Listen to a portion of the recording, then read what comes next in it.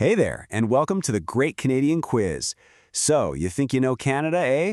Well, we are about to put that to the test. We've pulled together some key facts about Canadian civics and turned them into a fun little challenge. Let's see how well you know the true north strong and free. Ready to play? Let's get right into it. All right, settle in. We're going to go through a few rounds of questions.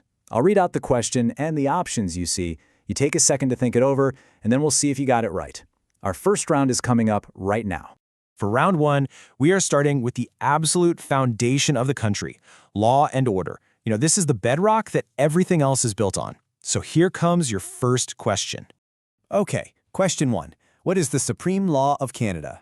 Is it A, the Criminal Code, B, the Constitution, C, the Charter of Rights, or D, parliamentary law?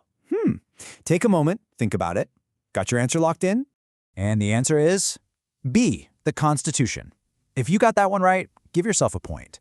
Now, don't get me wrong, all those other options are incredibly important parts of Canada's legal system, but the Constitution, well, it stands above them all. So here's why that is.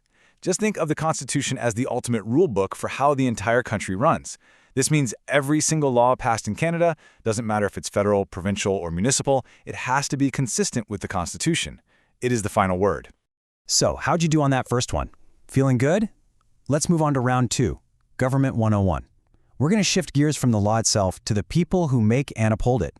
And get ready for this, because this next pair of questions is a classic stumbling block for a lot of people. Okay, question two. Who is Canada's head of state? Your options are A, the Prime Minister, B, the Governor General, C, the Monarch, or D, the Chief Justice. This is a really crucial detail about our system of government. Think carefully and lock in that answer. The correct answer is C, the monarch. Now, I know that might surprise some of you, but it's a really fundamental part of our country's entire political structure. You see, Canada is a constitutional monarchy, which means our head of state is the king or queen. Now, this is a largely symbolic and ceremonial job. It represents the continuity of the state, but it's very different from the person who actually runs the government day to day, which, hey, leads us perfectly to our next question. So, following right up on that, question three. Who is the head of government in Canada? Is it A, the monarch, B, the Governor General, C, the Prime Minister, or D, the Senate Speaker? Okay, have you got your answer for this one? And the answer is C, the Prime Minister. If you got both of those last two questions right, you have absolutely nailed a key concept, because the Prime Minister is where the real, day-to-day political power lies.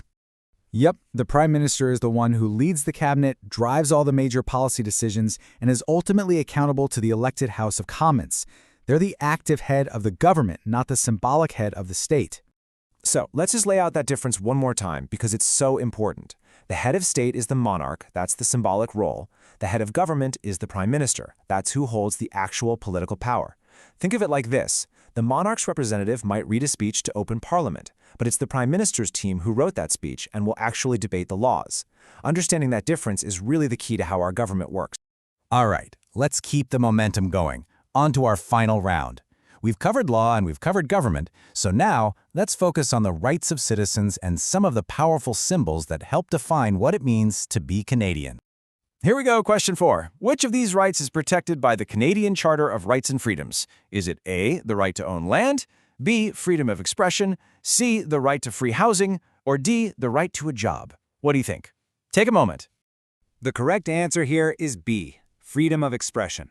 Now, while things like housing and jobs are, of course, hugely important goals for our society, freedom of expression is specifically protected in the Charter as a fundamental freedom. And this right here, this is truly a cornerstone of our democracy. It guarantees your right to think what you want, say what you believe, and discuss ideas openly without being afraid of government censorship. It is absolutely essential for a free society. Okay, here it is, our final question. And it's about a very important symbol that you see every single November. What does the poppy symbolize in Canada?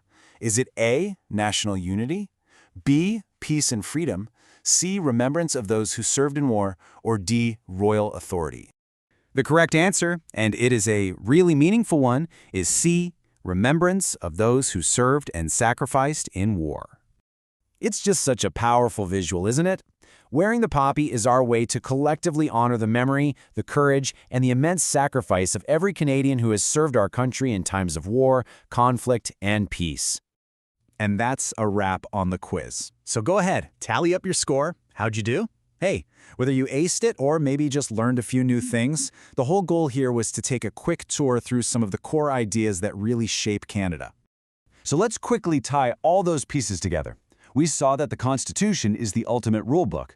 We learned our government is led by the Prime Minister, but our symbolic head of state is the monarch. As citizens, our rights, like freedom of expression, are protected by that Constitution. And as a nation, we use symbols like the poppy to remember our shared history. You see, each one is a crucial piece of the Canadian puzzle. So, as we finish up, I'll leave you with one last question to think about.